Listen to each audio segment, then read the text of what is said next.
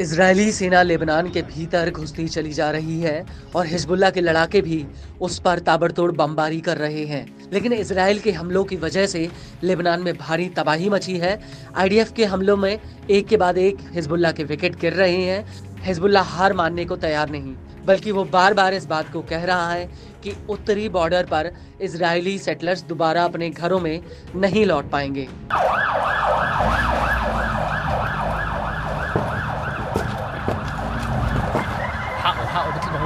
Hezbollah ने Israel से साफ कह दिया कि वो उसके आगे हथियार नहीं डालेगा, लेकिन लेबनान के प्रधानमंत्री ने मीडिया के सामने आकर कह दिया कि अमेरिका ने उन्हें यह गारंटी दी है कि वो लेबनान पर इजरायली हमलों को कम करा सकते हैं।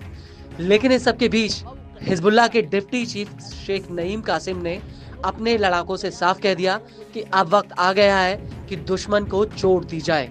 कासिम ने कहा कि जब इजराइल पूरे लेबनान में कहीं भी हमले कर रहा है तो हिजबुल्लाह को भी इजराइल के भीतर कहीं पर भी हमले करने का अधिकार है।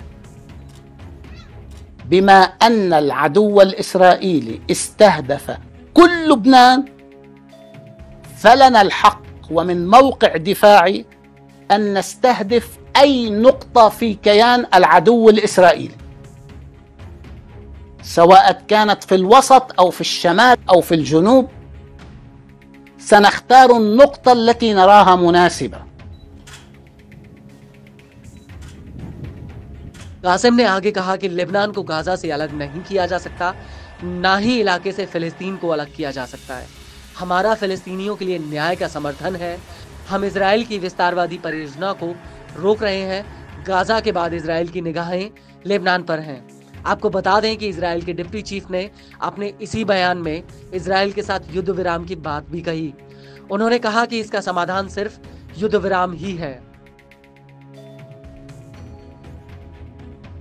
أقول للجبهة الداخلية الإسرائيلية الحل بوقف إطلاق النار. لا نتحدث من موقع ضعف. إذا كان الإسرائيلي لا يريد نحن مستمرون. وبعد وقف إطلاق النار بحسب الاتفاق غير المباشر يعود المستوطنون إلى الشمال وترسم الخطوات الأخرى.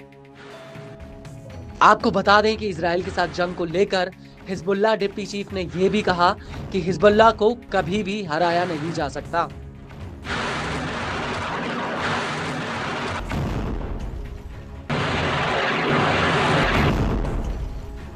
أقول لكم المقاومة لن تهزم لأنها صاحبة الأرض ولأن مقاوميها استشهاديون لا يقبلون إلا حياة العز.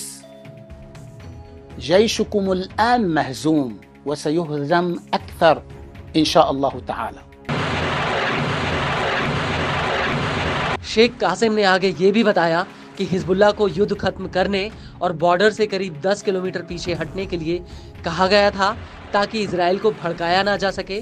कासिम ने इसको लेकर कहा कि लेकिन फिर भी हमने गाजा में युद्ध विराम पर जोर दिया, यहाँ तक कि इजराइल ने हमसे गाजा से दूर हटने के लिए कहा, लेकिन हमने उसकी इस मांग का जवाब नहीं दिया।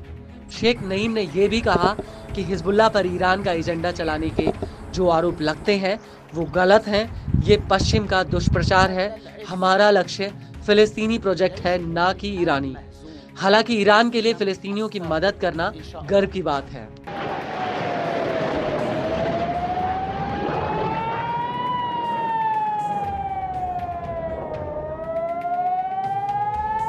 वहीं अमेरिका को लेकर हिजबुल्लाह ने कहा कि अमेरिका नरसंहार में इजराइल की मदद कर रहा है। वो ऐसा करके पूरे मिडिल ईस्ट को अपने काबू में करना चाहता है। ये दोनों ही इस युद्ध अपराध में साझीदार हैं और मिडिल ईस्ट को इजराइल के मन मुताबिक आकार देने की कोशिश हो रही है। लेकिन हिजबुल्लाह इसमें हारेगा नहीं, बल्कि इजराइल की हार होगी, क्योंकि वो हमारे बच्चों, महिलाओं, अस्पतालों और नागरिक ठिकानों पर हमले कर रहे हैं। इजराइल के हमले अब पहले चरण तक ही रुक चुके हैं। हिजबुल्लाह के लड़ाके आईडीएफ के रणनीतिक ठिकानों को निशाना बना रहे हैं।